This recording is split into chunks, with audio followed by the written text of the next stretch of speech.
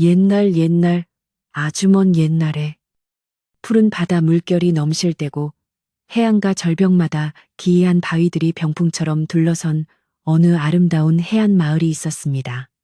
이 마을은 사시사철 불어오는 맑은 바람과 따스한 햇살 덕분에 곡식과 과일이 풍성하게 자라났고 앞바다에서는 그물만 던지면 온갖 물고기가 잡혀 올라와 사람들의 웃음소리가 끊이지 않는 풍요로운 곳이었습니다.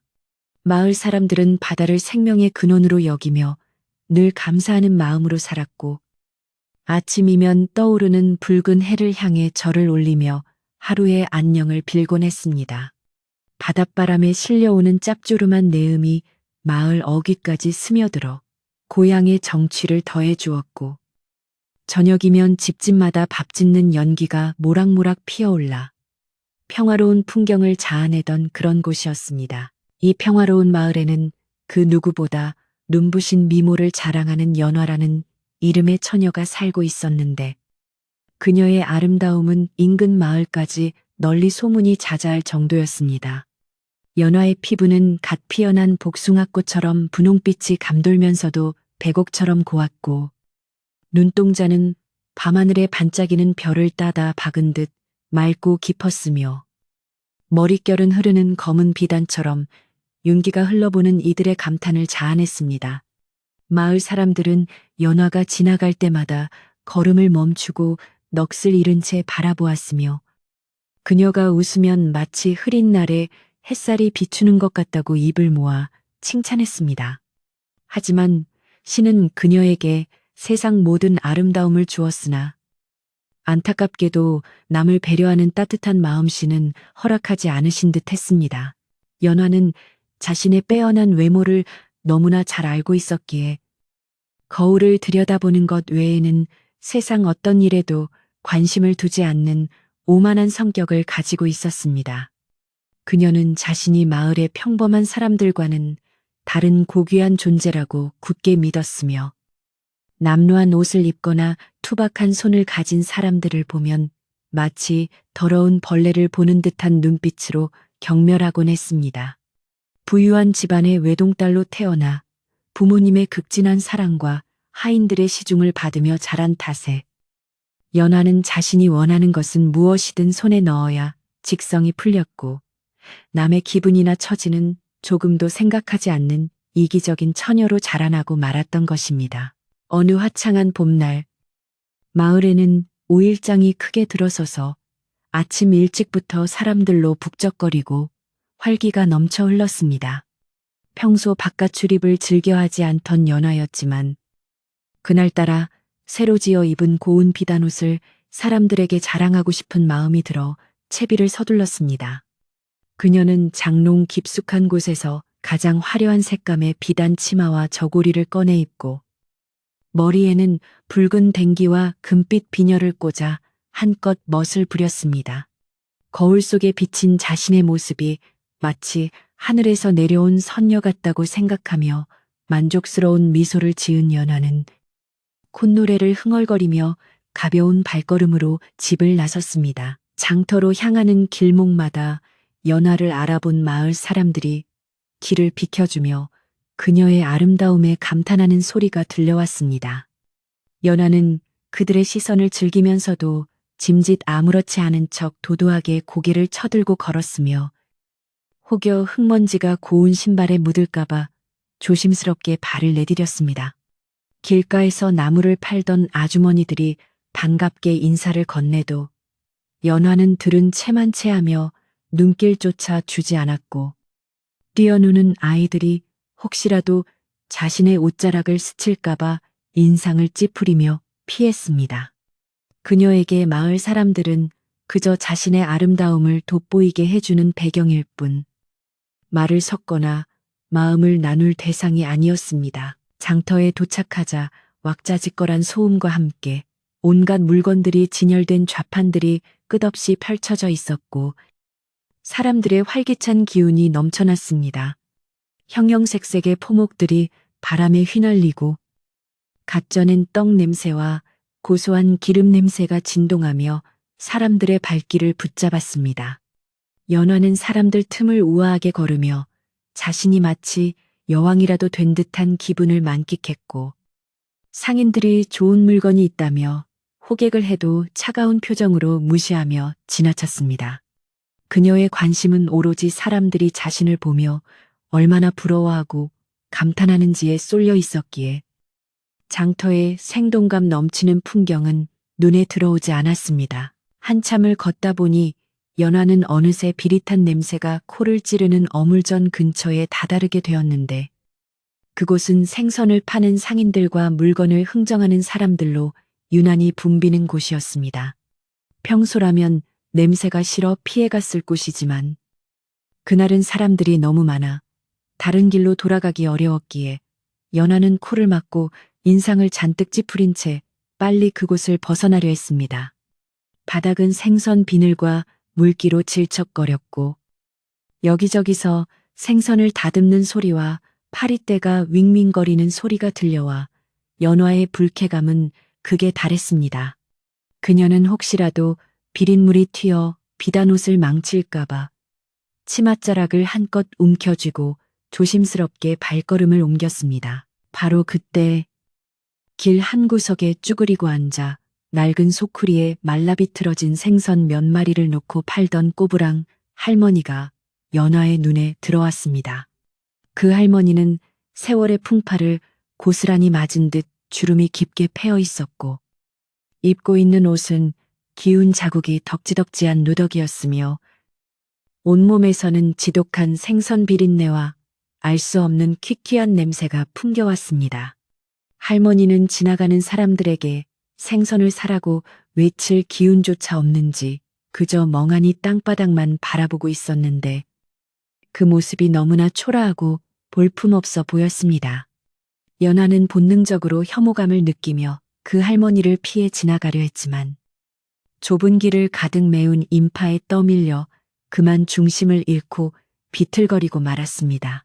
순간 연화의 화려한 비단 치맛자락이 할머니가 내놓은 젖은 생선 소쿠리를 스치고 지나갔고, 소쿠리 가장자리에 묻어있던 검은 생선 내장과 비늘이 연화의 고운 치마 끝단에 묻고 말았습니다. 연화는 소스라치게 놀라 비명을 지르며 뒤로 물러섰고, 자신의 더러워진 치마를 확인하고는 얼굴이 불그락푸르락해지며 분노가 치밀어 올랐습니다. 그녀는 마치 세상이 무너진 듯한 표정으로 치마를 털어내려 했지만 끈적한 얼룩은 쉽게 지워지지 않았고 오히려 비린내가 더욱 진동하는 것 같았습니다. 연화는 고개를 들어 바닥에 앉아있는 할머니를 쏘아보았는데 그녀의 눈에서는 당장이라도 불꽃이 튈 것 같은 살기가 느껴졌습니다. 이 늙은이가 눈을 어디에 달고 다니는 거야. 감히 내 비단옷에 더러운 오물을 묻히다니. 연화는 시장이 떠나가라 날카로운 목소리로 소리를 질렀고, 지나가던 사람들이 깜짝 놀라 걸음을 멈추고 웅성거리며 모여들기 시작했습니다. 할머니는 연화의 서슬퍼런 고함에 놀라 고개를 들었지만 당황하거나 미안해하는 기색보다는 그저 깊고 고요한 눈동자로 연화를 가만히 응시할 뿐이었습니다. 그 태도가 연화의 화를 더욱 돋우어 그녀는 참을 수 없는 모욕감을 느끼며 삿대질을 해댔습니다. 어디서 굴러먹던 천한 늙은이 주제에 사과를 해도 모자랄 판에 그 눈빛은 뭐야. 당장 내 옷 물어내지 못해. 연화의 독설은 멈출 줄 모르고 계속되었는데 그녀는 할머니의 남루한 행색을 조롱하며 입에 담지 못할 험한 말들을 쏟아냈습니다. 냄새나고 더러워서 곁에 오기도 싫은데 재수없게 이런 꼴을 당하다니 너 같은 늙은이는 집구석에 처박혀 있을 것이지. 왜 나와서 남에게 피해를 주는 거야. 이 생선썩은 내가 내 몸에 배면 네가 책임질 거야.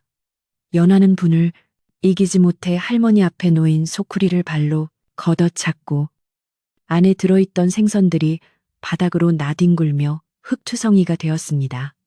구경하던 사람들조차 연화의 지나친 행동에 혀를 차며 수군거렸지만 서슬퍼런 기세에 눌려 누구 하나 나서서 말리는 사람은 없었습니다. 할머니는 바닥에 흩어진 생선들을 천천히 주워 담으며 낮고 갈라진 목소리로 입을 열었습니다. 아가씨, 고운 얼굴만큼 마음도 고와야 복을 받는 법이거늘. 어찌 그리 모진 말을 내뱉는가. 옷은 빨면 그만이지만 뱉은 말은 다시 주워 담을 수가 없는 법이라네. 할머니의 목소리는 작았지만 묘한 울림이 있어 시끄러운 장터 소음 속에서도 연화의 귀에 또렷하게 박혔습니다. 하지만 이미 이성을 잃은 연화에게 그 말은 불난집에 부채질하는 격이 되어 그녀의 자존심을 더욱 긁어놓았습니다.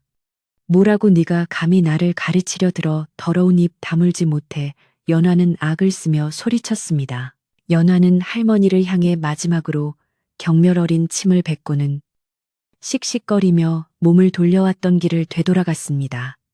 그녀의 뒤통수에는 사람들의 따가운 시선과 수근거림이 꽂혔지만 연화는 자신이 피해자라는 생각에 사로잡혀 그 어떤 부끄러움도 느끼지 못했습니다. 그저 더러워진 옷과 망쳐버린 기분에 대한 억울함만이 가슴 가득 차올라 집에 돌아가서 하인들에게 화풀이할 생각뿐이었습니다.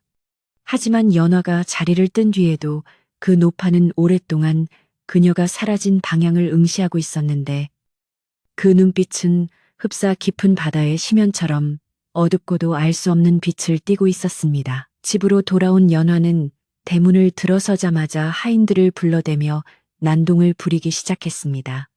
당장 물을 데워오고 이 옷은 태워버려 냄새나서 견딜 수가 없어.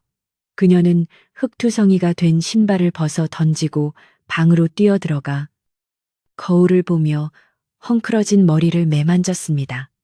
하인들은 주인의 불호령에 혼비백산하여 뜨거운 물을 나르고 바닥을 닦느라 정신이 없었지만 연화의 분노는 좀처럼 가라앉지 않았습니다. 그녀는 욕조에 몸을 담그고 피부가 빨개지도록 문지르며 그 노파와의 불쾌했던 기억을 씻어내려 애썼습니다. 향기로운 입욕제를 풀어넣어도 코끝에는 여전히 비릿한 생선 냄새가 맴도는 것 같아 구역질이 날 지경이었습니다. 목욕을 마친 연화는 새 옷으로 갈아입고 나서야 겨우 진정을 찾을 수 있었지만 마음 한구석에는 왠지 모를 불안감이 찜찜하게 남아 있었습니다. 그녀는 자신의 방에 틀어박혀 누구와도 말을 섞지 않고 창문을 활짝 열어 환기를 시키며 향을 피웠습니다. 저녁상이 들어왔지만 입맛이 뚝 떨어져 밥을 먹는 둥 마는 둥 했고 어머니가 무슨 일이 있었냐고 물어도 짜증 섞인 대답으로 일관하며 대화를 피했습니다. 연화는 그저 오늘 있었던 일이 끔찍한 악몽이었다고 생각하며 내일 아침이면 모든 것이 잊혀지기를 바랄 뿐이었습니다. 밤이 깊어지자 마을은 어둠에 잠기고 사방은 고요해졌지만 연화는 쉽게 잠을 이루지 못하고 뒤척거렸습니다. 눈을 감으면 낮에 보았던 그 노파의 깊은 눈동자가 떠올라 섭섭한 기분이 들었고 귓가에는 뱉은 말은 다시 주워 담을 수 없다는 노파의 목소리가 맴돌아 괴로웠습니다. 그녀는 베개를 고쳐베고 이불을 머리끝까지 뒤집었었지만 창밖에서 들려오는 파도 소리가 오늘따라 유난히 거칠고 사납게 들려와 가슴이 두근거렸습니다. 평소에는 자장가처럼 들리던 바닷소리가 마치 누군가 울부짖는 소리처럼 들려와 연화는 왠지 모를 공포감에 몸을 떨었습니다. 그날 밤 연화는 기이하고 생생한 꿈을 꾸었는데 꿈속에서 그녀는 끝이 보이지 않는 캄캄한 바다 한가운데 홀로 서 있었습니다. 발밑에서는 검은 물이 넘실거리며 그녀를 삼킬 듯 위협했고 하늘에서는 차가운 비가 억수같이 쏟아져 내려 온몸이 흠뻑 젖어버렸습니다. 그녀가 아무리 소리쳐 도움을 청해도 목소리는 빗소리에 묻혀 나오지 않았고 주위를 둘러보아도 보이는 것은 거대한 파도뿐이었습니다. 그때 물속에서 수많은 물고기들이 튀어올라 그녀의 몸을 휘감으며 날카로운 비늘로 피부를 긁어대기 시작했는데 그 고통이 너무나 생생하여 비명을 지르며 꿈에서 깨어났습니다. 식은땀을 흘리며 깨어난 연화는 거친 숨을 몰아쉬며 주위를 둘러보았고 익숙한 자신의 방 풍경에 안도의 한숨을 내쉬었습니다. 창문 틈으로 희미한 새벽빛이 스며들고 있었고 밖에서는 닭이 우는 소리가 들려와 아침이 왔음을 알렸습니다. 개꿈이야. 그저 기분 나쁜 개꿈일 뿐이야. 연하는 스스로를 위로하며 침대에서 일어나 앉았지만 몸이 왠지 모르게 무겁고 찌뿌둥하게 느껴졌습니다. 그녀는 목이 말라 탁자 위에 놓인 물을 마시려 손을 뻗었는데 손등이 평소보다 거칠게 느껴져 의아한 생각이 들었습니다. 연화는 자리에서 일어나 습관처럼 가장 먼저 경대 앞으로 다가가 거울을 들여다보았습니다. 아직 잠기운이 가시지 않아 눈을 비비며 거울 속의 자신을 바라보던 연화는 순간 자신의 눈을 의심하며 숨을 멈추고 말았습니다. 거울에 비친 그녀의 얼굴. 그토록 자랑스러워하던 배곡 같은 왼쪽 뺨 한가운데에 무언가 번쩍이는 것이 붙어 있었기 때문입니다. 처음에는 잠결에 눈곱이 낀 것이라 생각하고 손으로 떼어내려 했지만 그것은 피부에 단단히 박혀 있어 떨어지지 않았습니다. 자세히 들여다보니 그것은 엄지손가락만 한 크기의 은빛 비늘이었습니다. 마치 물고기의 비늘처럼 차가운 광택을 띠고 있었고 가장자리는 날카로워 살을 파고드는 듯한 통증이 느껴졌습니다. 놀란 연화가 손톱으로 비늘을 긁어내려 하자 끔찍한 고통과 함께 붉은 피가 배어나왔고 비늘은 꿈쩍도 하지 않았습니다. 이게 뭐야? 내 얼굴에 이게 뭐야? 연하의 비명소리가 새벽의 정적을 깨고 집안 전체에 울려 퍼졌고 그녀는 공포에 질려 뒷걸음질 치다 바닥에 주저앉고 말았습니다. 더욱 끔찍한 것은 비늘이 돋아난 자리에서 참을 수 없는 악취가 풍겨 나오기 시작했다는 점이었습니다. 그것은 어제 장터에서 맡았던 그 썩은 생선 냄새와 똑같았는데 어제보다 훨씬 더 지독하고 역겨운 냄새였습니다. 연하는 자신의 얼굴에서 나는 냄새를 믿을 수가 없어서 손으로 코를 막고 고개를 저었지만 악취는 점점 더 진해져 방 안 가득 채워져 갔습니다. 그녀는 어제 만난 노파의 저주가 내린 것이 틀림없다는 생각이 스치자 온몸에 소름이 돋았고 아름다웠던 자신의 얼굴이 괴물처럼 변해버릴지도 모른다는 공포에 사로잡혀 벌벌 떨었습니다. 그때 방문 밖에서 다급한 발소리가 들리더니 연화의 어머니가 방문을 벌컥 열고 들어왔습니다. 연화야, 무슨 일이냐? 아침부터 왜 비명을 지르고 그래? 어머니는 방 안으로 들어오려다 순간 코를 찌르는 악취에 멈칫하며 인상을 찌푸렸습니다. 이게 무슨 냄새냐? 꼭 생선 썩은 내가 나는구나. 어머니의 말에 연화는 황급히 이불을 뒤집어 쓰고 구석으로 숨으며 소리쳤습니다. 오지 마세요, 엄마. 제발 가까이 오지 마세요. 이불 속에서 들리는 연화의 목소리는 공포와 절망으로 가득 차 떨리고 있었고 방 안의 공기는 점점 더 무겁고 불길하게 변해갔습니다. 아름다움 하나로 세상을 발 아래 두고 살았던 오만한 처녀 연화에게 닥친 이 기이한 재앙은 이제 막 시작된 것에 불과했습니다. 어제 장터에서 있었던 일과 오늘 아침의 변화가 결코 우연이 아님을 직감한 연화는 이불 속에서 자신의 뺨에 돋아난 차가운 비늘을 만지며 하염없이 눈물을 흘렸습니다. 과연 이 흉측한 비늘은 어디서 온 것이며 그녀는 다시 예전의 모습으로 돌아갈 수 있을까요? 평화롭던 해안 마을의 아침은 연화의 비명과 함께 깨어졌고 집안에는 깊은 근심의 그림자가 드리워지기 시작했습니다. 방 안에 들어선 어머니는 딸의 비명을 듣고 놀란 가슴을 쓸어내릴 새도 없이 코를 찌르는 악취에 미간을 찌푸리며 손으로 코와 입을 틀어 막아야 했습니다. 그것은 단순히 생선이 썩는 냄새가 아니라 마치 바다 깊은 곳에서 죽어가는 거대한 고래의 내장이 터진 듯한 역겨움과 비릿함이 뒤섞인 지독한 냄새였습니다. 어머니는 떨리는 손으로 이불을 걷어내려 했으나 연하는 짐승처럼 울부짖으며 이불자락을 더욱 꽉 움켜쥐고 놓지 않았습니다. 신랑이 끝에 이불이 벗겨지자 어머니의 눈앞에는 믿을 수 없는 광경이 펼쳐졌는데 딸의 고운 왼쪽 뺨에 은빛으로 번들거리는 흉측한 비늘이 박혀 있는 것이었습니다. 어머니는 아이고, 이게 무슨 병고란 말이냐 하며 바닥에 주저앉았고 그 소란을 듣고 달려온 아버지 역시 방문을 열자마자 풍겨나오는 냄새에 헛구역질을 하며 뒷걸음질 치고 말았습니다. 집안의 가장 큰 자랑거리였던 외동딸의 얼굴에 괴상한 비늘이 돋아났다는 사실은 가문의 명예를 중시하는 연화의 아버지에게는 청천벽력과도 같은 일이었습니다. 아버지는 사색이 되어 하인들에게 함구령을 내렸고 이 사실이 담장 밖으로 새어나가는 날에는 경을 칠 것이라고 으름장을 놓았습니다. 지금 당장 대문을 걸어 잠그고 아무도 들이지 마라. 그리고 의원을 부르되 입이 무거운 자로 은밀히 모셔오도록 해라.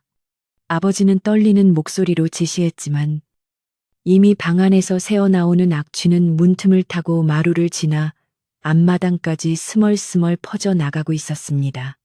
하인들은 주인 어른의 불호령에 예, 알겠습니다요. 하고 대답했지만 서로의 얼굴을 쳐다보며 겁에 질린 눈빛을 교환할 뿐이었습니다. 연화는 거울을 깨트려 버리고 방구석에 웅크리고 앉아 제 얼굴에 돋아난 비늘을 손톱으로 긁어대며 고통스러워했습니다. 비늘은 마치 살과 하나가 된 듯 단단히 박혀 있었고 억지로 떼어내려 할 때마다 살점이 뜯겨나가는 듯한 끔찍한 통증이 전해져 왔습니다. 하지만 통증보다 더 견디기 힘든 것은 비늘 주변에서 끊임없이 배어나오는 끈적하고 투명한 진물이었는데 이 진물이 흐를 때마다 비린내는 더욱 진동을 했습니다. 엄마, 나 좀 살려줘. 이거 좀 떼어내줘. 제발. 연화는 피가 섞인 진물을 흘리며 애원했지만 어머니는 차마 딸의 얼굴에 손을 대지 못하고 발만 동동 구르며 눈물만 흘릴 뿐이었습니다. 고운 비단 이불은 이미 진물과 피로 얼룩져 흉하게 변해버렸고 방 안은 숨조차 쉬기 힘들 만큼 탁한 공기로 가득 차 있었습니다. 밤이 깊어지자 아버지의 은밀한 부름을 받은 이웃 마을의 용한 의원이 도둑고양이처럼 살금살금 연화의 집을 찾았습니다. 의원은 방에 들어서자마자 풍겨오는 악취에 얼굴을 일그러뜨렸지만 짐짓 침착한 척하며 연화의 얼굴을 살펴보려 했습니다. 그러나 연화가 얼굴을 가린 천을 내리는 순간 의원의 눈동자는 공포로 크게 흔들렸고 잡고 있던 진맥 가방을 떨어뜨릴 뻔했습니다. 비늘은 아침보다 더 커져 있었고 그 주변으로 작은 비늘들이 좁쌀처럼 돋아나고 있었기 때문입니다.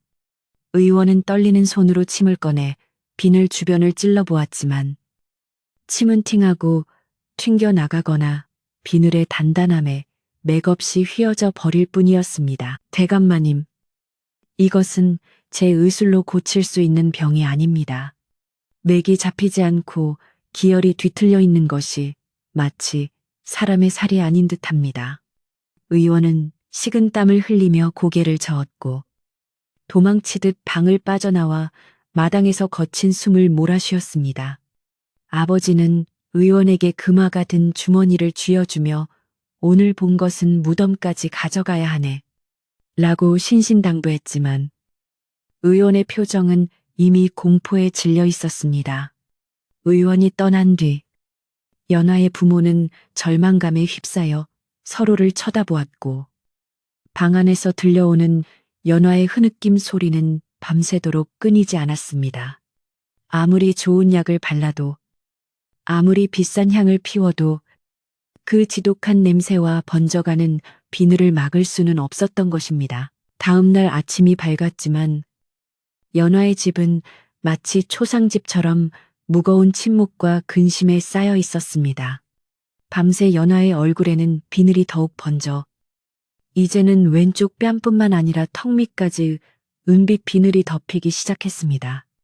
연화는 거울을 보지 않아도 손끝에 닿는 차갑고 딱딱한 감촉으로 자신의 상태가 악화되었음을 알 수 있었기에 절망에 빠져 식음을 전폐하고 말았습니다. 하인들이 정성스럽게 끓여온 죽과 탕약도 비린내 때문에 먹을 수가 없었고 방 안에 들어오는 모든 것이 역겹게만 느껴졌습니다. 그녀는 이불 속에 숨어 내가 왜 이런 벌을 받아야 해? 내가 뭘 잘못했다고 하며 허공을 향해 소리쳤지만 돌아오는 것은 자신의 목소리 울림과 더욱 짙어진 악취뿐이었습니다. 문제는 집안의 비밀을 지키려 노력했음에도 불구하고 그 기이한 냄새가 담장을 넘어 마을 골목으로 퍼져나가기 시작했다는 점이었습니다. 연환의 집 앞을 지나가던 마을 사람들은 갑자기 풍겨오는 역한 냄새에 코를 움켜쥐고 인상을 찌푸리며 걸음을 재촉했습니다. 이게 무슨 냄새야? 연환의 집에서 썩은 내가 진동을 하는데 사람들은 수군거리기 시작했고 처음에는 쥐가 죽었거나 하수구가 막힌 것이라 생각했지만 냄새는 날이 갈수록 지독해져만 갔습니다. 바람이 부는 방향에 있는 집들은 창문을 열어놓을 수가 없을 지경이 되었고 마을의 평화롭던 공기는 불쾌한 의욕으로 채워지기 시작했습니다. 집안에서 일하는 하인들의 입단속을 시켰지만 사람의 입이란 막으려 할수록 더욱 근질거리는 법이었습니다. 부엌에서 일하는 참모들이 시장에 나가 식재료를 사면서 은근슬쩍 말을 흘리기 시작했습니다. 아유, 말도 마세요. 아씨, 방 근처에는 얼씬도 못하게 하는데 그 근처만 가면 생선 썩은 내가 나서 머리가 다 아플 지경이에요. 참모의 말은 순식간에 장터의 아낙네들에게 퍼져나갔고 살을 붙이고 뼈를 더해 괴소문이 되어 마을 전체를 휩쓸었습니다. 연화 아가씨가 몹쓸 병에 걸려 살이 썩어 문드러지고 있다더라. 아니다. 밤마다 방에서 물고기 파닥거리는 소리가 들린다더라. 하는 흉흉한 소문들이 꼬리에 꼬리를 물었습니다. 소문은 발 없는 말이 되어 천리를 간다고 했듯이 며칠이 지나지 않아 이웃 마을까지 퍼져나갔습니다. 평소 연화의 미모를 시기하던 사람들은 그렇게 고개를 뻣뻣하게 들고 다니더니 천벌을 받은 게지 하며 고소해했고 그녀를 흠모하던 총각들은 안타까워하면서도 혹여 전염병이 아닐까 두려워하여 연환의 집 근처에는 얼씬도 하지 않았습니다. 연화의 부모는 사람들이 수근거리는 소리가 들릴까봐 대문을 굳게 걸어 잠그고 바깥 출입을 끊었지만 담장 너머에서 들려오는 아이들의 노랫소리까지 막을 수는 없었습니다. 비늘 아씨, 생선 아씨, 냄새나서 시집 못 가네.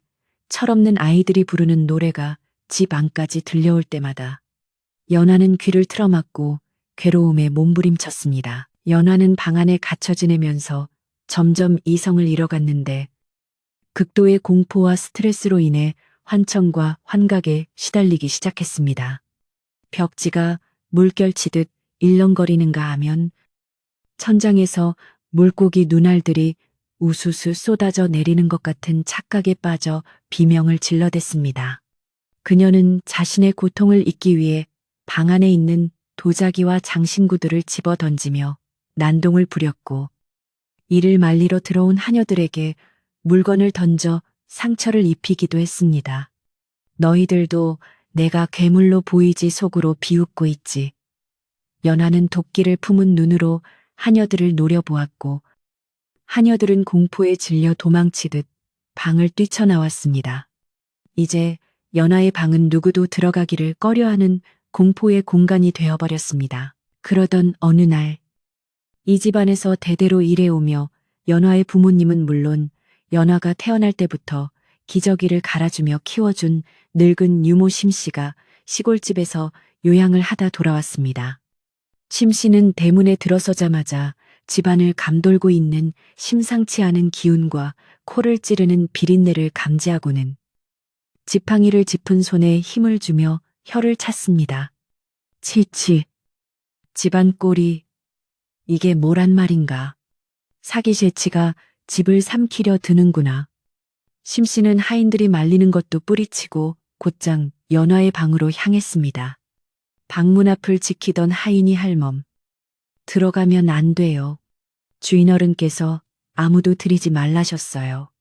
라고 막아섰지만 심씨의 서슬퍼런 눈빛에 슬그머니 길을 비켜줄 수밖에 없었습니다. 심씨가 방문을 열자 어둠 속에 웅크리고 있던 연화가 날카롭게 소리를 지르며 베개를 던졌습니다.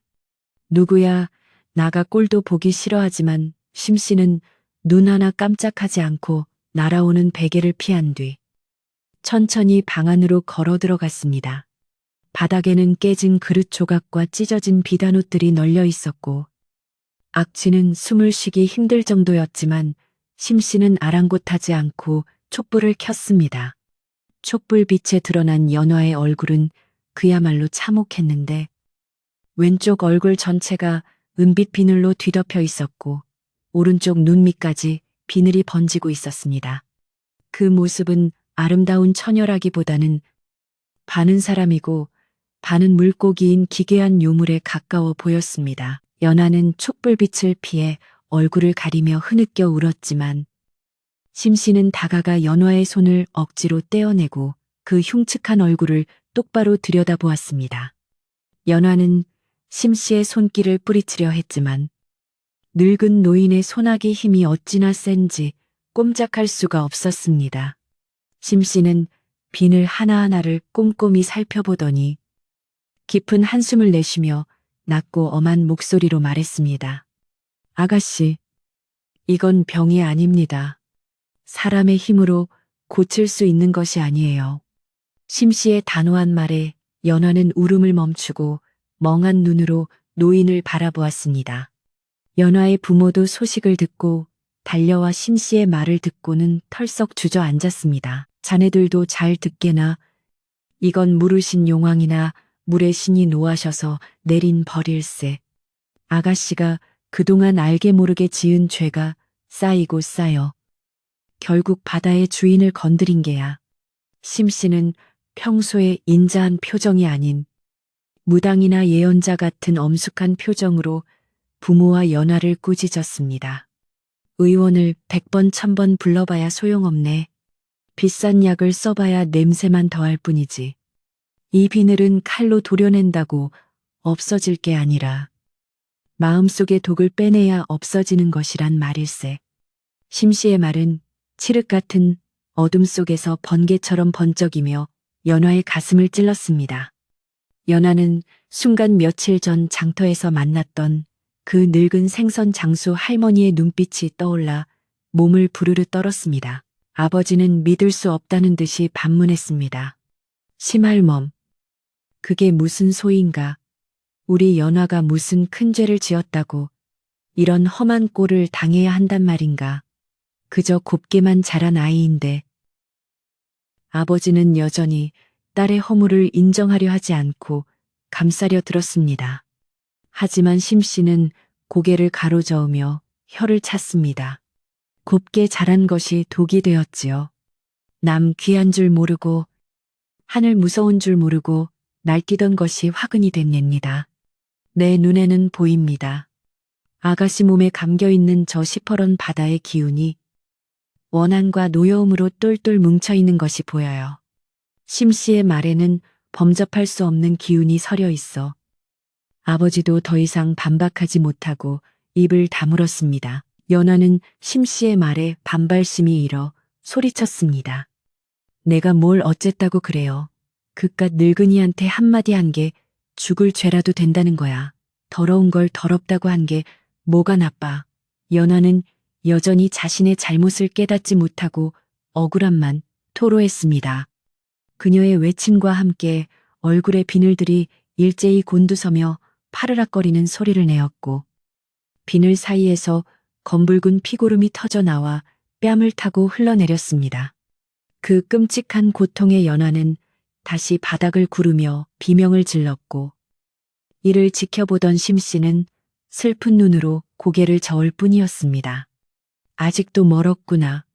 내 입에서 나오는 그 독한 말이 바로 내 얼굴을 갉아먹고 있는 것을 왜 모른단 말이냐. 심씨는 방을 나가면서 마지막으로 경고를 남겼습니다. 오늘 밤이 지나면 비늘이 눈까지 덮을 것입니다. 눈을 덮으면 더 이상 세상을 볼 수도 되돌릴 수도 없게 됩니다. 아가씨가 살 길은 단 하나. 스스로 묶은 매듭을 스스로 푸는 것뿐입니다.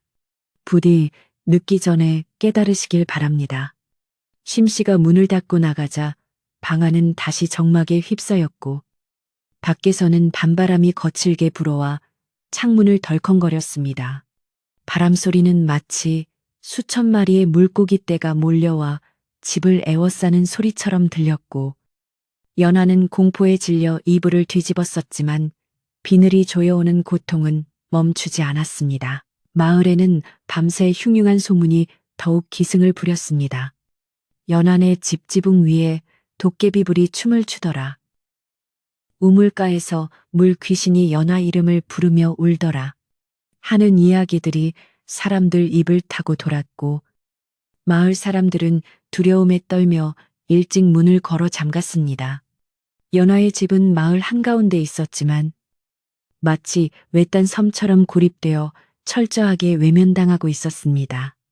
누구도 도와주려 하지 않았고 누구도 위로의 말을 건네지 않았습니다. 오로지 차가운 달빛만이 비늘로 뒤덮여가는 연하의 방창가를 비추고 있을 뿐이었습니다. 연하의 부모는 뜬 눈으로 밤을 새우며 신령님께 빌고 또 빌었지만 야속한 하늘은 묵묵부답이었고 방 안의 악취는 점점 더 짙어져만 갔습니다. 밤이 깊어질수록 연하의 고통은 극에 달했습니다. 얼굴의 반을 덮은 비늘은 이제 목덜미를 타고 쇄골 아래로 내려가고 있었고 숨을 쉴 때마다 아가미가 뻐끔거리듯 비늘이 들썩거려 숨쉬기조차 힘들었습니다. 거울 속에 비친 자신의 모습은 영락없는 괴물이었고 그토록 아끼던 미모는 온데간데 없이 사라져 버렸습니다. 연하는 벽에 머리를 돋으며 차라리 죽여줘, 제발 나 좀 죽여줘 라고 울부짖었지만 죽음조차 그녀를 피해가는 듯 했습니다. 그 순간 바람에 실려온 짠 내음과 함께 어디선가 뱉은 말은 다시 주워 담을 수 없다는 노파의 목소리가 환청처럼 들려왔습니다. 연화는 소스라치게 놀라 주위를 둘러보았지만 방 안에는 아무도 없었고 오직 촛불만이 일렁이며 그녀의 기괴한 그림자를 벽에 들이우고 있었습니다. 연화가 겪고 있는 이 끔찍한 병고는 이제 집안의 문제를 넘어 마을 전체의 불안으로 번져가고 있었습니다. 물의 신이 노했다는 심씨의 말이 사실이라면 이것은 단순히 연화 한 사람의 문제로 끝나지 않을지도 모른다는 불길한 예감이 마을을 감싸고 돌았습니다. 과연 연화는 자신의 오만함을 뉘우치고 이 저주에서 벗어날 수 있을까요? 아니면 정말로 물고기 괴물이 되어 바다로 사라지게 될까요? 거센 바람 소리와 함께 밤은 깊어가고 연화의 얼굴을 덮은 비늘은 달빛을 받아 서늘하고도 슬픈 빛을 내뿜고 있었습니다. 심씨가 남기고 간 서슬퍼런 경고가 무색하게도 다음날 아침 연화의 상태는 눈뜨고 볼 수 없을 만큼 참혹하게 변해 있었습니다.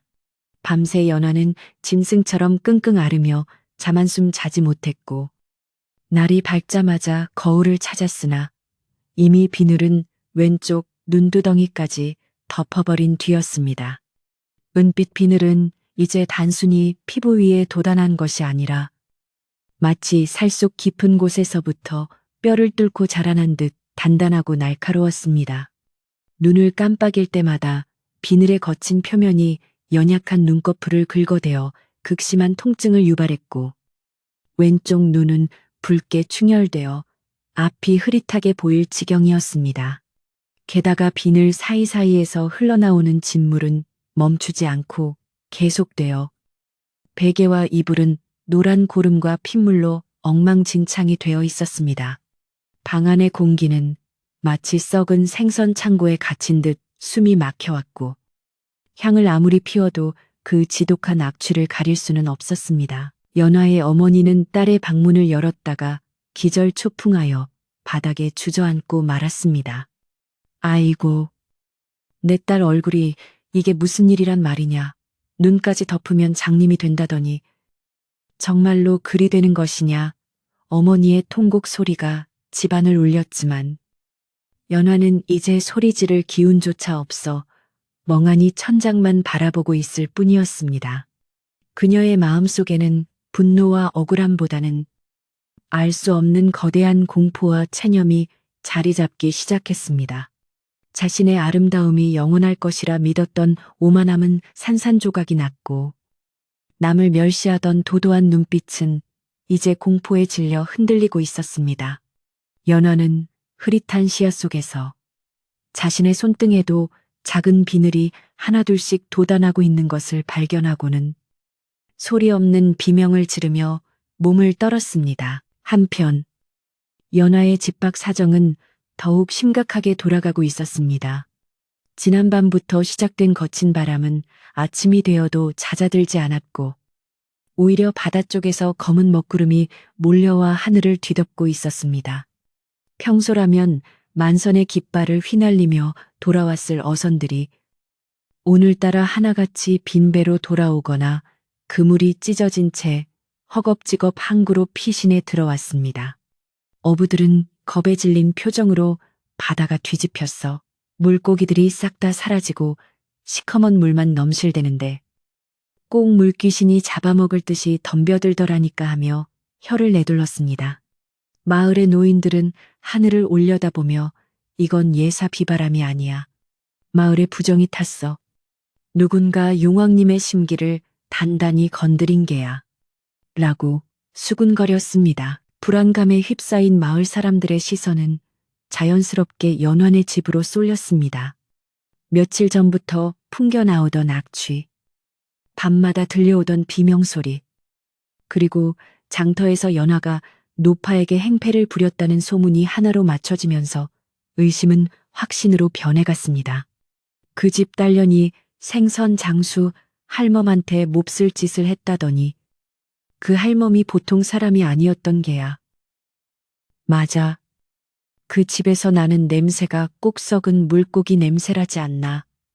분명히 그 딸이 요물로 변하고 있는 거야. 사람들의 수군거림은 공포와 분노로 바뀌었고 당장이라도 무슨 일이 터질 것 같은 험악한 분위기가 마을을 감돌았습니다. 점심나절이 되자 참다 못한 마을 사람들이 하나둘씩 연안의 집 대문 앞으로 몰려들기 시작했습니다.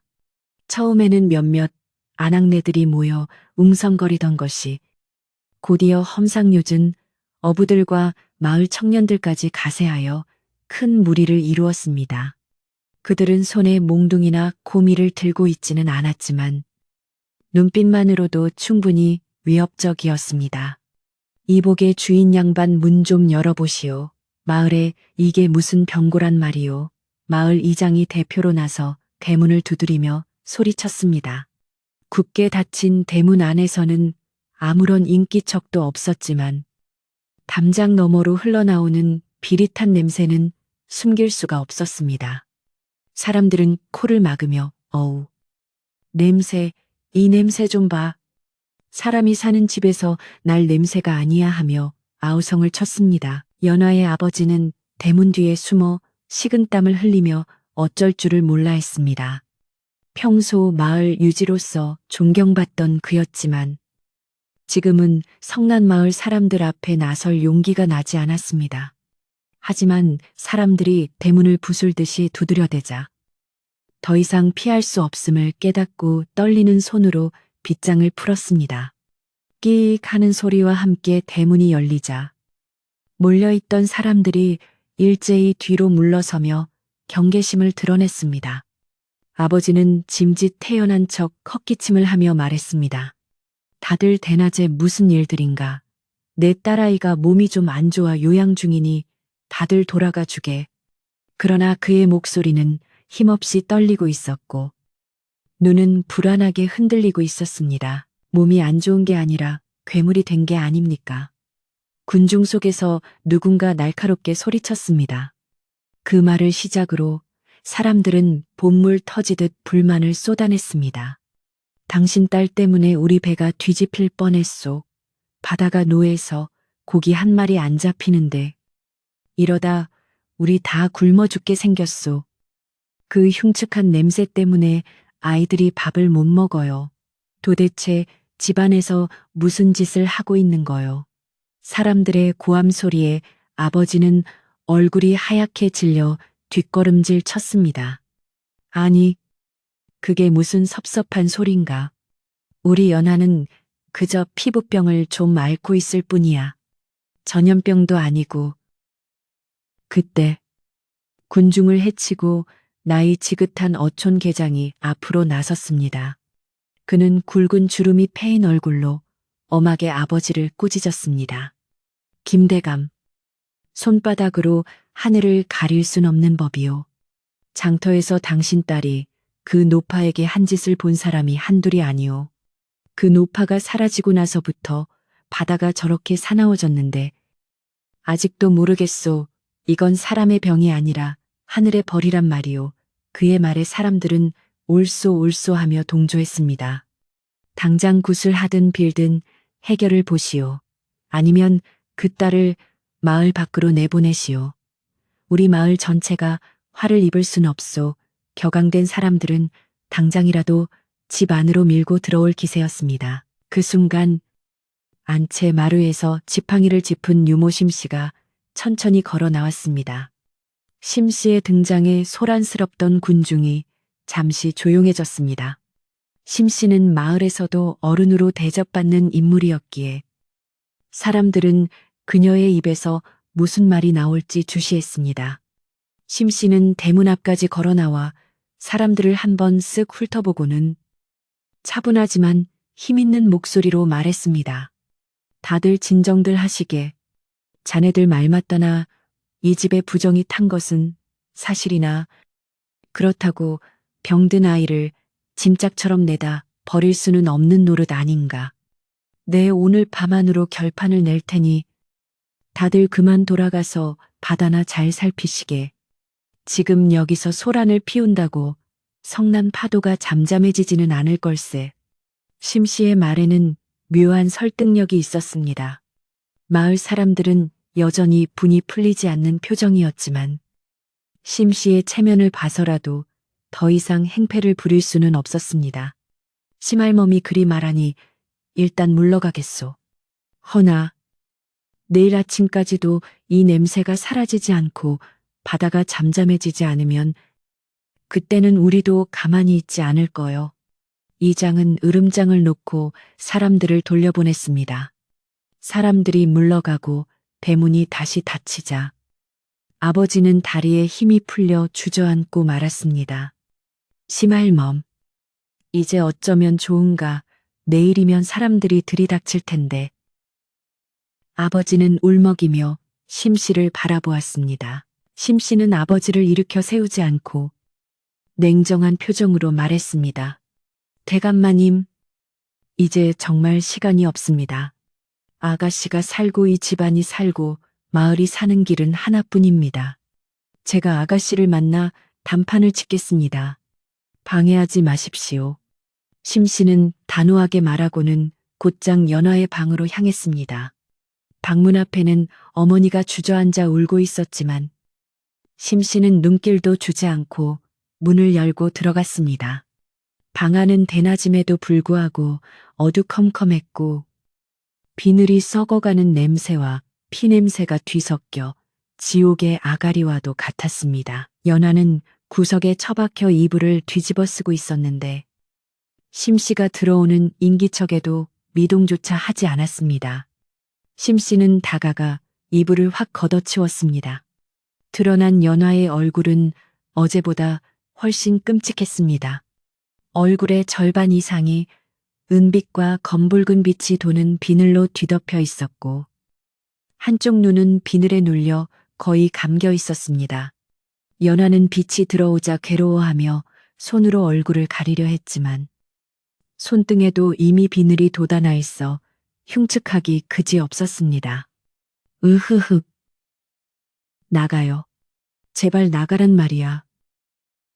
연화의 목소리는 갈라지고 쉰 소리가 되어 나왔습니다. 심씨는 바닥에 정좌하고 앉아 연화를 똑바로 응시했습니다. 아가씨, 이제 울고만 있을 때가 아닙니다. 밖에서 사람들이 아가씨를 끌어내려고 몰려왔던 소리 들으셨지요? 심씨의 말에 연화의 어깨가 움찔하며 떨렸습니다. 마을 사람들은 아가씨를 괴물이라 부르고 집 밖으로 내쫓으라 아우성입니다. 부모님이 언제까지 아가씨를 지켜줄 수 있을 것 같습니까? 내일 아침이면 성난 사람들이 횃불을 들고 쳐들어올지도 모릅니다. 심씨는 잔인하리만큼 냉정하게 현실을 일깨워 주었습니다. 연하는 공포에 질린 눈으로 심씨를 바라보았습니다. 그럼 어떡해요? 나보고 죽으란 말이에요. 죽는 것이 두려우십니까? 지금 사는 꼴은 죽는 것보다 낫습니까? 심씨의 호통에 연하는 말문이 막혔습니다. 거울 속의 자신은 이미 사람이 아니었습니다. 차라리 죽는 게 나을지도 모른다는 생각을 수백 번도 더 했지만 막상 죽음이 코앞에 닥치니 두려움이 앞섰습니다. 심씨는 한층 부드러워진 목소리로 하지만 엄중하게 이야기를 시작했습니다. 아가씨, 그날 장터에서 만난 노파가 누구인지 아십니까? 그분은 그냥 생선 장수가 아닙니다.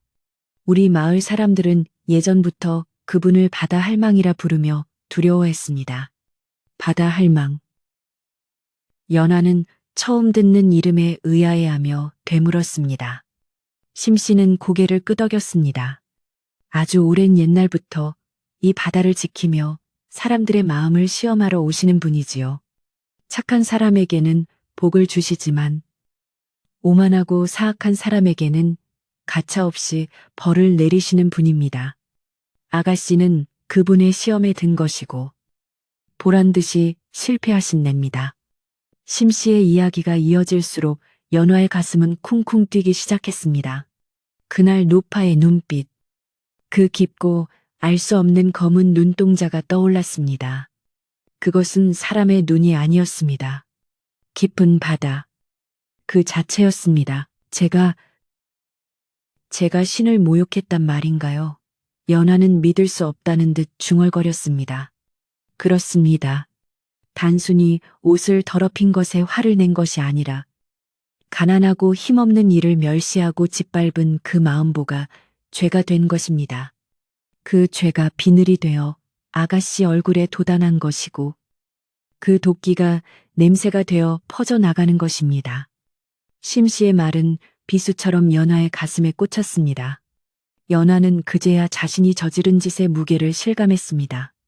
자신의 아름다움과 부유함이 바다의 거대한 힘 앞에서는 아무런 쓸모가 없다는 것을, 먼지보다 못한 것이라는 것을 뼈저리게 느꼈습니다. 유모, 나 너무 무서워. 나 정말 이대로 괴물이 되어버리는 거야. 다시는 예전으로 돌아갈 수 없는 거야. 연화는 심씨의 옷자락을 붙잡고 애원했습니다. 눈물과 진물이 뒤섞여 흉한 몰골이었지만 그 눈빛만은 처음으로 진심 어린 간절함을 담고 있었습니다. 심씨는 연화의 손을 잡으며 말했습니다. 방법은 하나뿐입니다. 그자 할지, 제재갈지. 묶은 자가 풀어야 합니다. 아가씨가 직접 그분을 찾아가 용서를 비셔야 합니다. 하지만 그 할머니가 어디 있는 줄 알고. 그리고 내 얼굴이 이런데 어떻게 밖에 나가. 연하는 망설였습니다. 자신의 이 흉측한 모습을 남들에게 보이는 것은 죽기보다 싫었습니다. 하지만 심씨는 단호했습니다. 어디 계신지는 아가씨가 더 잘 알 것입니다. 바다로 가십시오. 그리고 남들의 시선이 중요한 게 아닙니다. 아가씨의 목숨이 달린 일이고 부모님의 안위가 달린 일입니다. 이대로 방구석에서 썩어 문드러져 죽겠습니까? 아니면 비바람을 뚫고 나가 살 길을 찾겠습니까? 심씨의 말에 연화는 침묵했습니다. 방 안에는 거친 바람 소리만이 윙윙거렸습니다. 연화는 떨리는 손으로 거울을 다시 집어들었습니다. 비늘로 뒤덮인 흉측한 얼굴. 하지만 그 속에 있는 눈동자는 살고 싶다고, 용서받고 싶다고 외치고 있었습니다.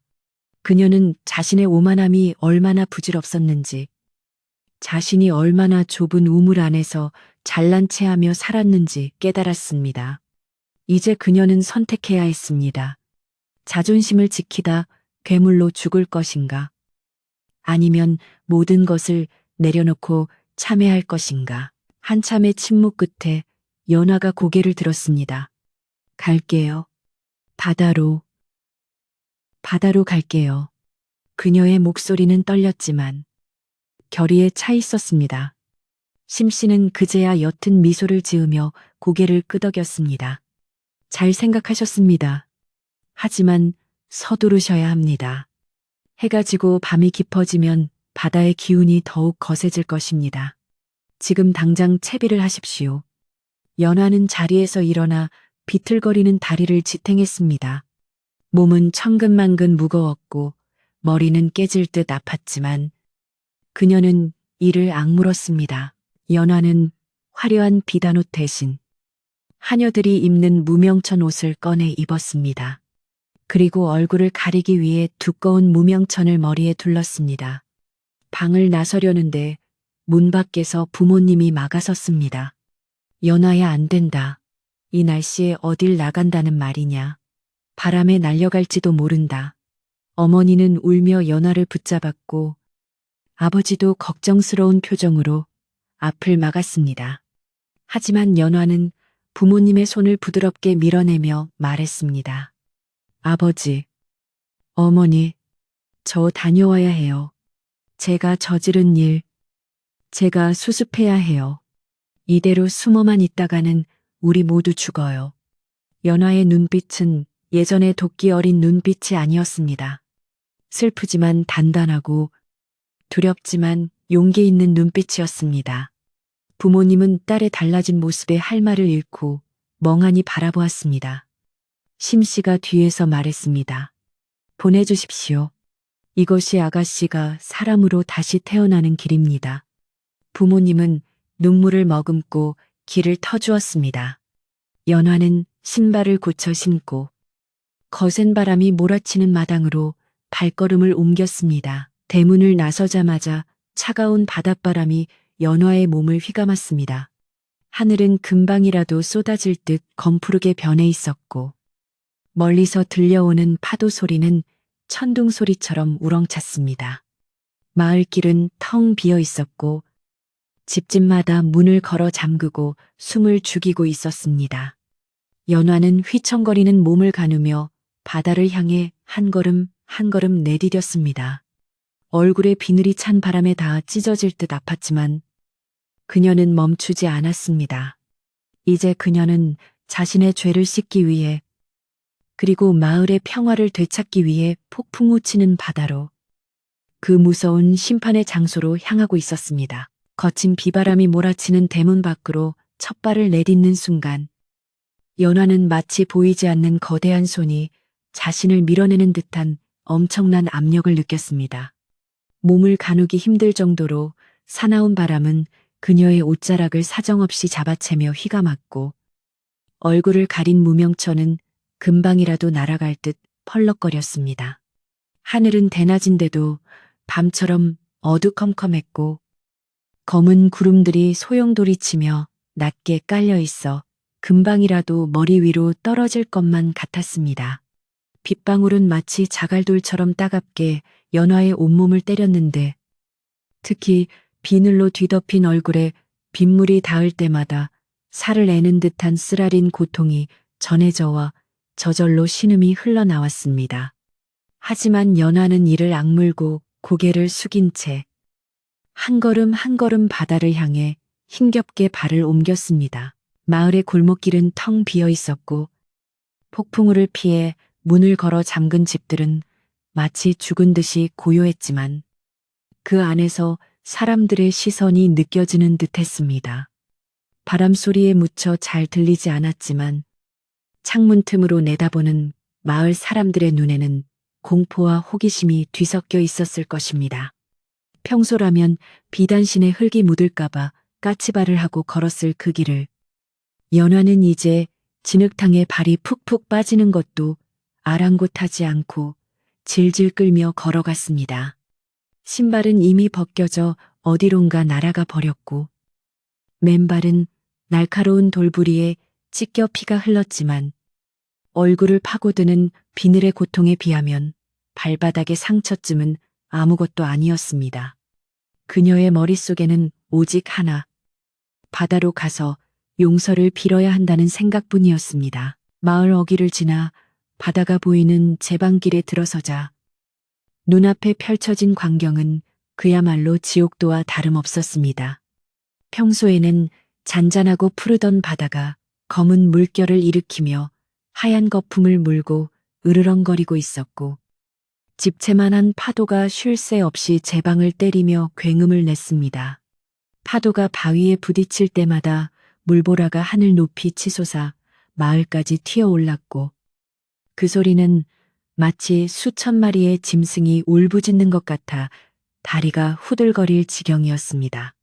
연화는 그 압도적인 자연의 힘 앞에서 자신이 얼마나 작고 초라한 존재인지 뼈저리게 느꼈으며 두려움에 숨이 턱턱 막혀왔습니다. 당장이라도 뒤돌아 도망치고 싶었지만 집으로 돌아간들 그녀를 기다리는 것은 서서히 죽어가는 괴물의 삶뿐이었습니다. 그때 제방 뒤쪽과 언덕 위에서 상황을 지켜보던 마을 사람들이 하나둘씩 모습을 드러내기 시작했습니다. 그들은 비옷을 입거나 삿갓을 쓰고 불안한 눈빛으로 연화가 걸어가는 모습을 지켜보고 있었는데 누구도 선뜻 나서서 말리거나 다가오지 못했습니다. 저기 봐. 연화 아가씨야, 정말 바다로 들어가려는 건가? 봐. 누군가 외치는 소리가 바람결에 들려왔고 사람들은 웅성거리며 그녀의 뒤를 조심스럽게 따르기 시작했습니다. 그들은 연화가 바다에 몸을 던져 자결하려는 것이라 생각하고 안타까워하면서도 혹시라도 그녀가 사라지면 바다의 노여움이 풀릴까 기대하는 잔인한 마음도 품고 있었습니다. 연화는 사람들의 인기척을 느꼈지만 뒤를 돌아보지 않았습니다. 이제 그녀에게 중요한 것은 사람들의 시선이 아니라 저 성난 바다의 주인이었습니다. 마침내 연화는 파도가 가장 거세게 몰아치는 바위 언덕 끝자락에 도착하여 멈춰섰습니다. 바로 코앞에서 넘실거리는 검은 파도는 그녀를 단숨에 집어삼킬 듯 위협적으로 솟구쳐 올랐다가 바위에 부딪혀 산산조각이 났습니다.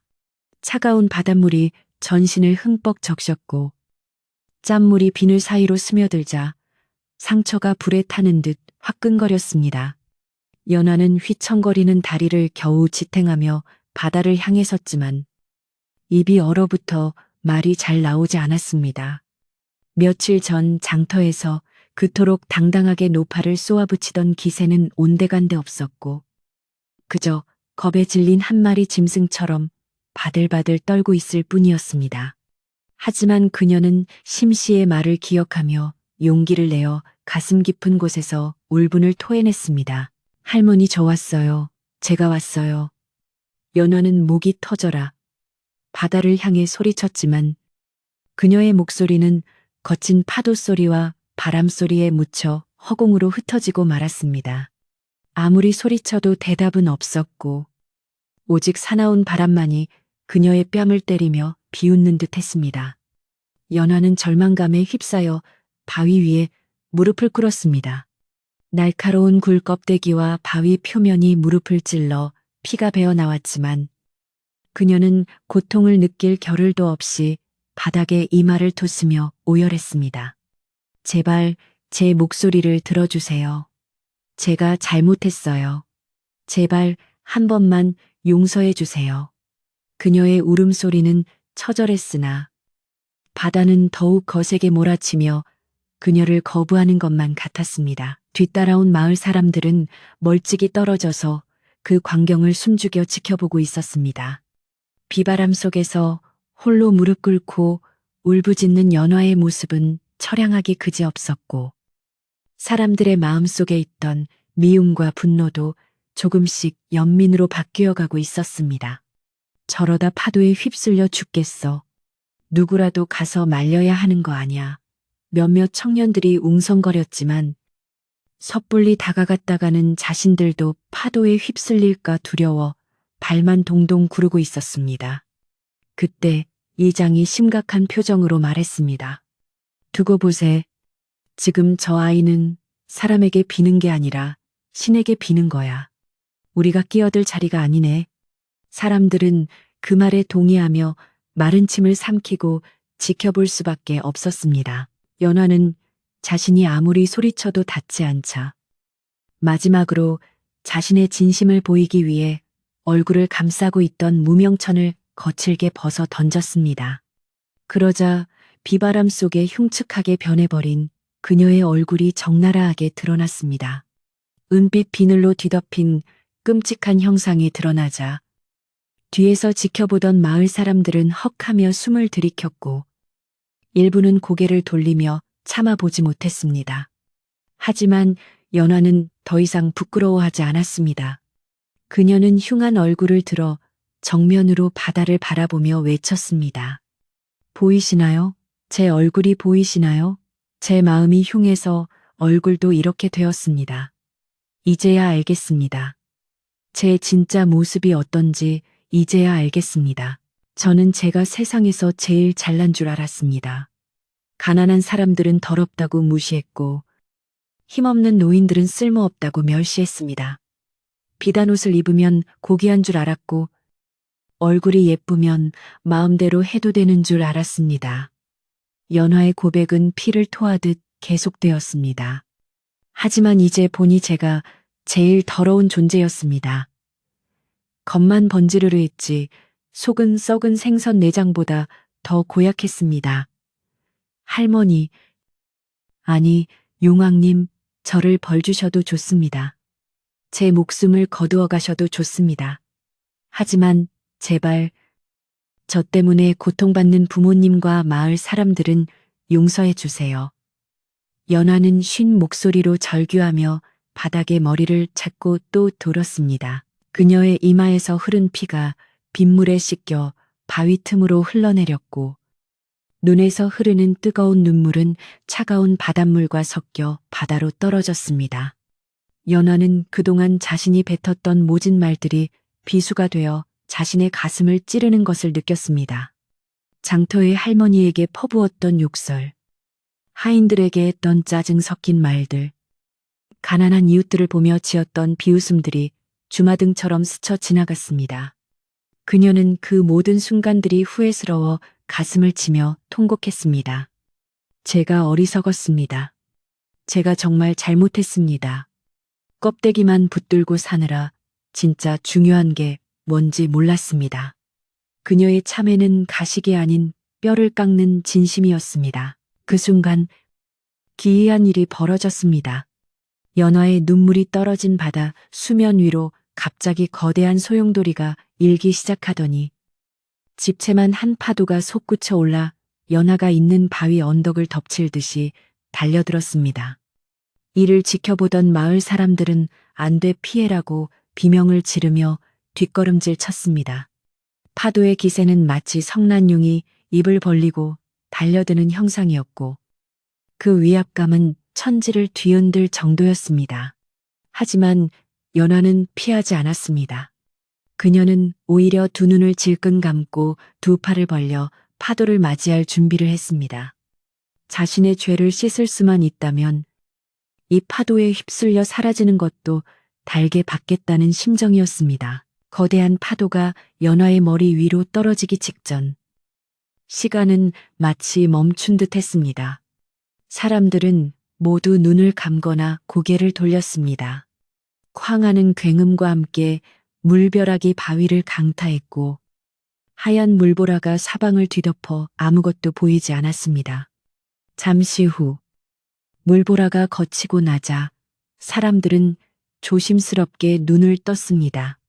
연화가 흔적도 없이 사라졌을 것이라 생각했던 바위 위에는 놀랍게도 연화가 여전히 무릎을 꿇은 채 엎드려 있었습니다.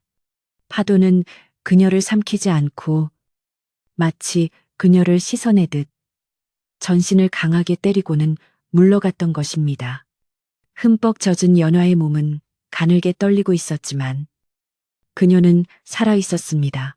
그리고 그 순간 휘몰아치던 바람 소리 사이로 낮고 묵직한 목소리가 울려 퍼졌습니다. 그 목소리는 귀로 들리는 것이 아니라 머릿속에서 직접 울리는 듯 했습니다. 네 얼굴의 비늘이 아프더냐. 그 목소리는 장터에서 만났던 그 할머니의 목소리였지만 동시에 웅장한 바다의 울림이기도 했습니다. 연화는 고개를 들지 못한 채 흐느끼며 대답했습니다. 네. 너무나 아픕니다. 살이 찢어지는 것 같습니다. 그러자 목소리가 다시 물었습니다.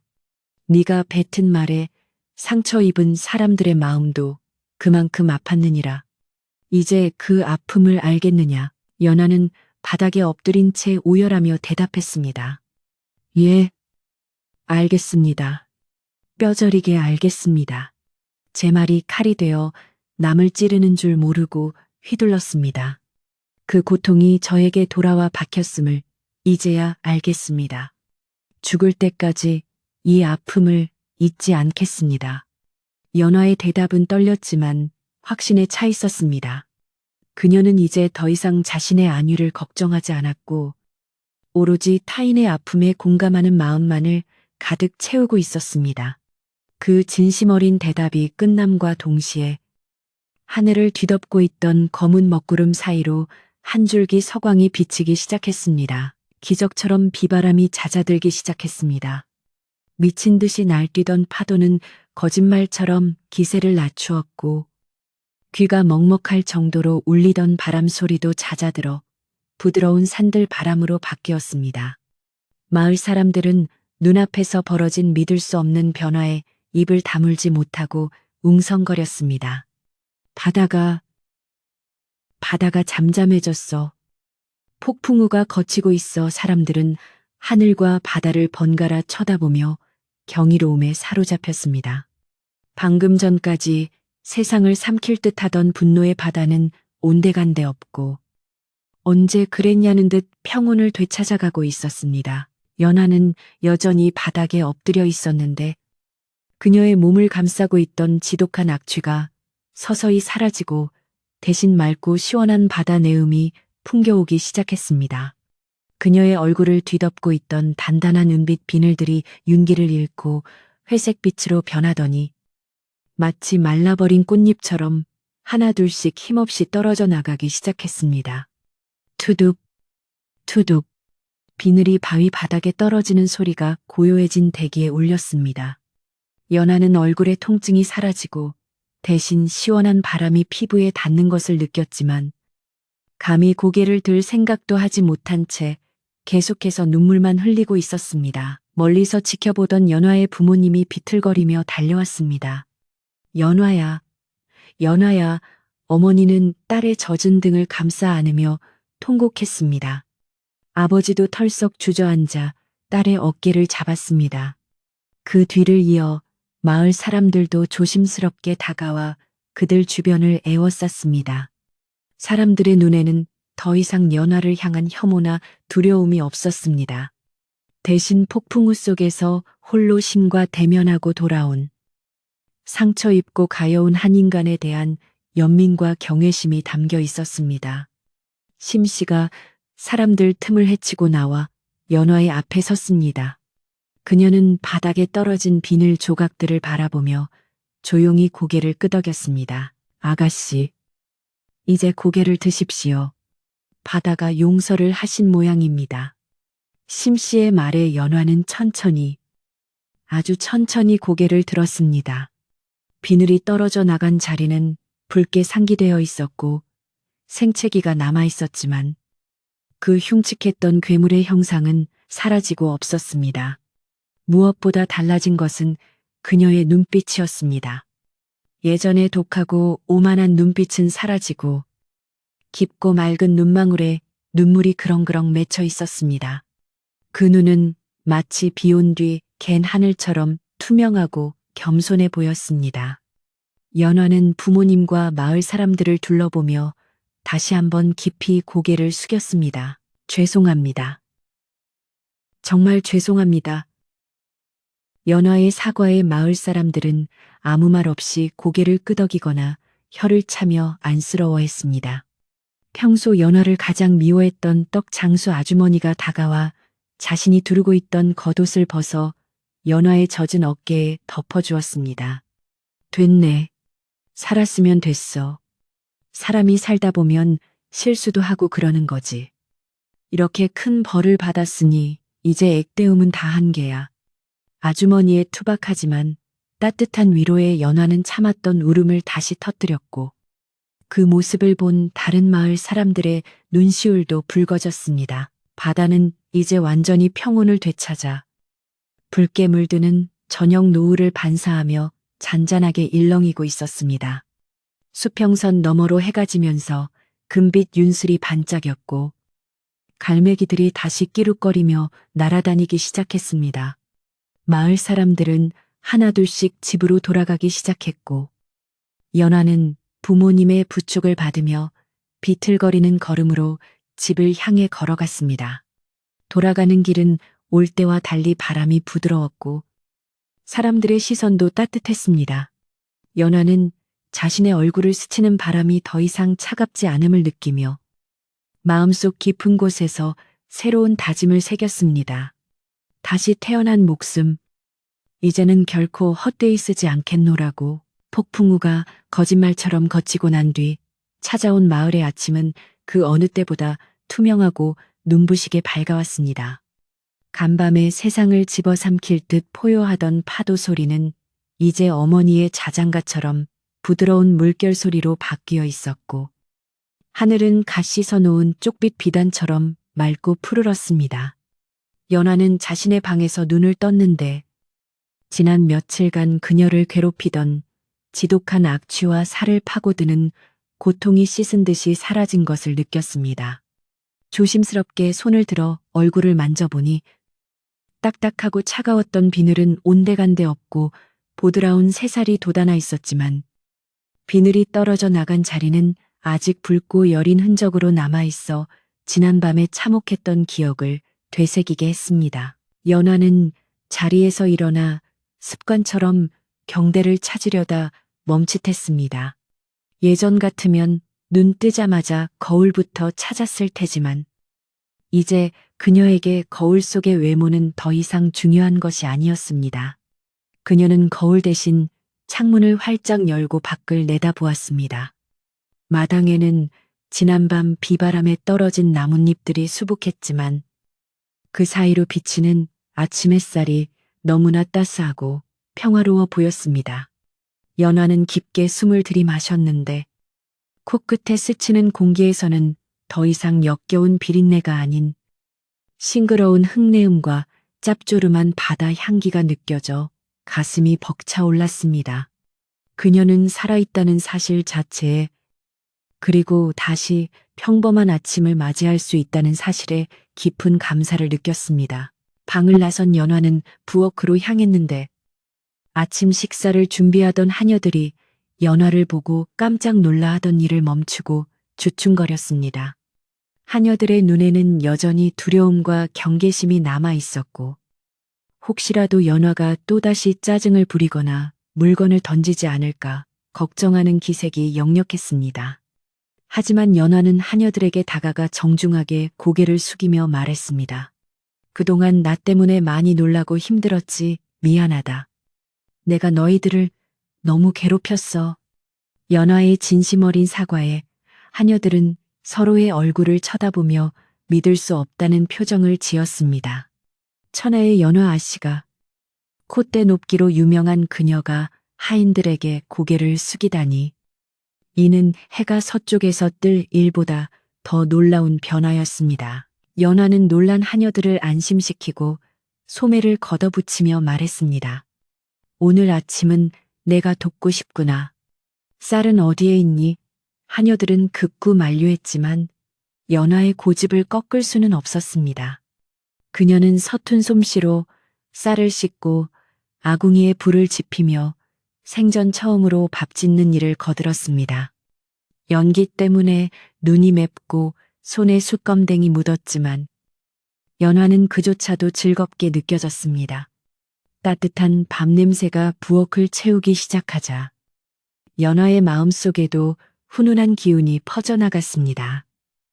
밥상머리에서 딸이 직접 지은 밥을 받은 부모님은 눈시울을 붉히며 아무 말 없이 숟가락을 들었고 그날 아침 식탁에는 오랜만에 웃음꽃이 피어났습니다. 식사를 마친 후 연화는 화려한 비단옷 대신 수수한 무명천 저고리와 치마로 갈아입고 집을 나섰습니다.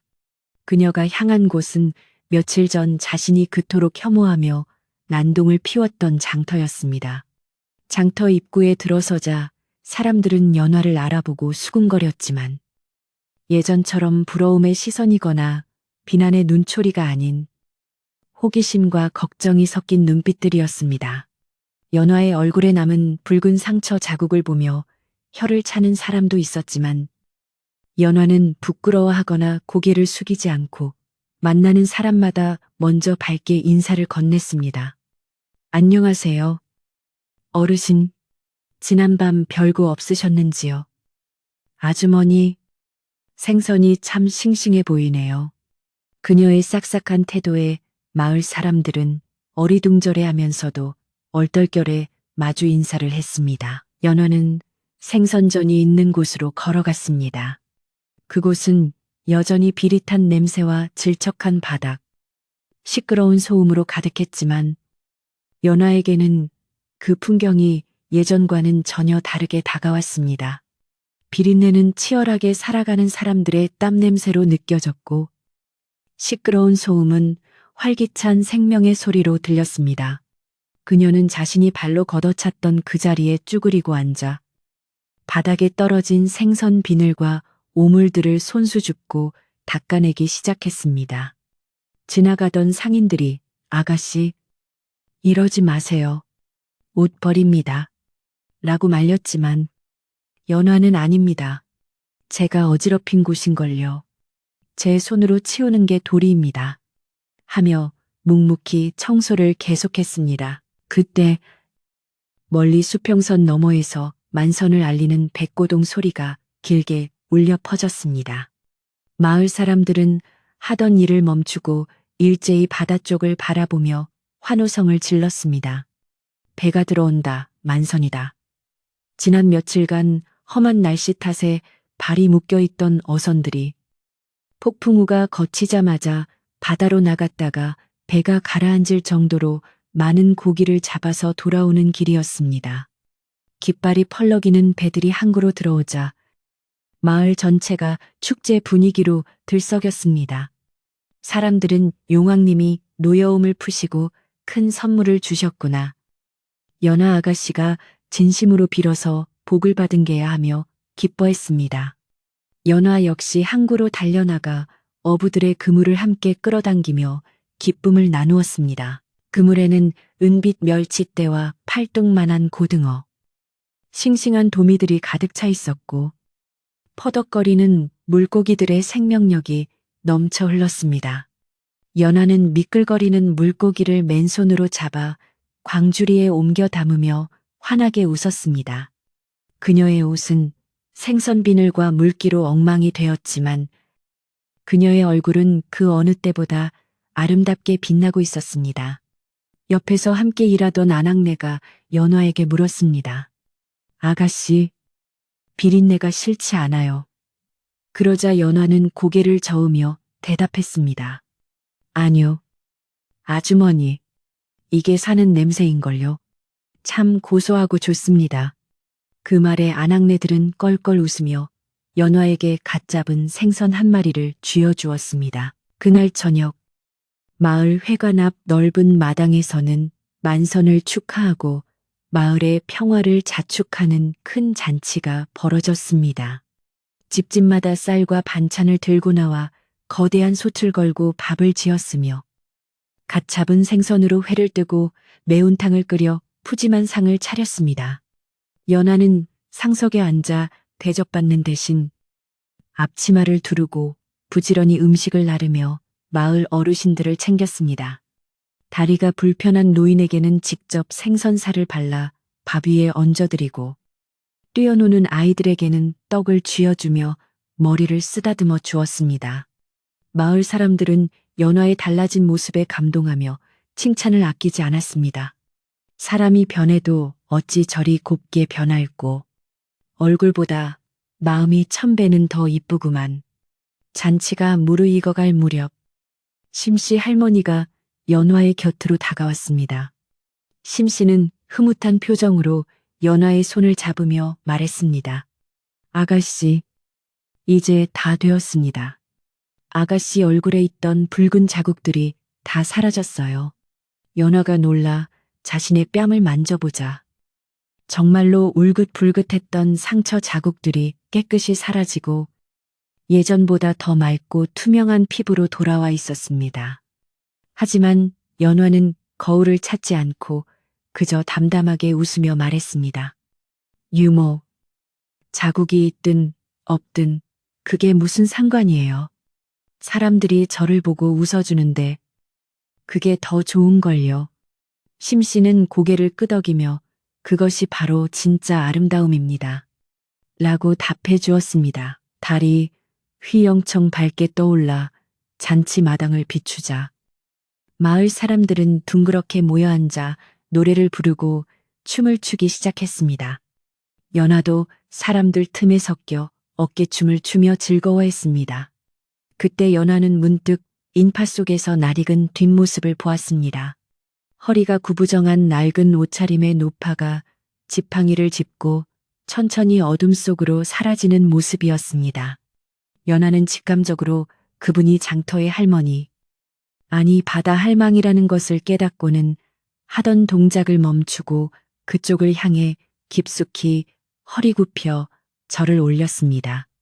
노파는 뒤를 돌아보지 않았지만 밤바람에 실려온 웃음소리가 은은하게 귓가를 스치고 지나갔습니다. 잔치가 끝나고 사람들이 하나둘씩 집으로 돌아갈 때 연화는 남아서 뒷정리를 도왔습니다. 쓰레기를 줍고 그릇을 닦으며 몸은 고단했지만 마음은 깃털처럼 가벼웠습니다. 부모님은 그런 딸을 대견하게 바라보며 기다려 주었고 세 식구는 달빛을 받으며 나란히 집으로 향했습니다. 돌아오는 길에 아버지가 물었습니다. 연화야, 힘들지 않느냐? 내일부터는 좀 쉬거라. 그러자 연화는 아버지의 팔짱을 끼며 대답했습니다. 아뇨, 아버지, 내일은 독거노인 분들 이불 빨래를 해드리기로 했어요. 몸을 움직이니 잡생각도 사라지고 잠도 잘 와요. 어머니는 딸의 손을 꼭 잡으며 행복한 미소를 지었습니다. 시간이 흘러 계절이 바뀌고 연화의 이야기는 마을을 넘어 인근 고을까지 퍼져나가 전설처럼 전해지게 되었습니다. 사람들은 그녀를 비늘 아씨라고 불렀지만 그것은 조롱의 의미가 아니라 허물을 벗고 새로 태어난 사람을 뜻하는 존경의 호칭이었습니다. 연화는 나이가 들어서도 늘 겸손한 자세로 어려운 이웃을 돕고 마을의 개선 일을 도맡아 했으며 그녀의 집 대문은 언제나 활짝 열려 있어 배고픈 나그네들이 쉬어가는 쉼터가 되었습니다. 그녀의 아름다운 얼굴에는 세월의 주름이 내려앉았지만 눈빛만은 늙어서도 맑은 호수처럼 빛나보는 이들의 마음을 편안하게 해주었습니다. 어느덧 겨울이 찾아와 마을에 하얀 눈이 소복이 쌓인 밤이었습니다. 연화는 따뜻한 아랫목에 앉아 바느질을 하고 있었고 방 안에는 화롯불이 타닥거리며 타오르고 있었습니다. 창밖에서는 차가운 겨울바람이 불었지만 집안은 온기로 가득했고 가족들의 평온한 숨소리만이 들려왔습니다. 연화는 잠시 일손을 멈추고 창문을 열어 밤바다를 바라보았습니다. 검은 바다는 달빛을 받아 반짝이고 있었고 파도 소리는 마치 잘했다. 잘했다 하며 그녀를 칭찬해 주는 것만 같았습니다. 그녀는 입가에 옅은 미소를 머금고 다시 바느질감을 잡았습니다. 연화가 겪었던 그 기이하고도 무서웠던 비늘 사건은 이제 먼 옛날 이야기가 되어 할머니가 손주들에게 들려주는 교훈이 되었습니다. 겉모습이 고운 것은 잠깐이지만 마음 씀씀이가 고운 것은 평생을 가고 남을 살리는 향기가 된단다. 연화는 자신이 겪은 고통을 통해 얻은 깨달음을 잊지 않고 평생을 베풀며 살았고 그 덕분에 마을은 오래도록 평화롭고 풍요로울 수 있었습니다. 그녀의 집 굴뚝에서 피어오르는 저녁 연기는 마을 사람들에게 따뜻한 위로가 되었고 바다 역시 다시는 사나운 풍랑으로 마을을 위협하지 않았습니다. 이제 밤이 깊었습니다. 마을의 불빛들이 하나둘씩 꺼지고 세상은 고요한 잠 속에 빠져듭니다. 연화도 마을 사람들도 그리고 바다의 물고기들도 모두 편안한 꿈을 꾸는 시간입니다. 거친 비늘을 벗어던지고 진짜 사람의 살결을 되찾은 연화처럼 오늘 밤 여러분도 무거운 마음의 짐을 모두 내려놓고 따뜻하고 포근한 이불 속에서 평화로운 꿈을 꾸시길 바랍니다. 밤바람이 문풍지를 흔드는 소리가 자장가가 되어 여러분의 머리맡을 지켜줄 것입니다. 옛날 어느 바닷가 마을에 비늘 돋은 처녀 이야기는 여기서 끝을 맺습니다. 잘 자요. 그리고 좋은 꿈 꾸세요.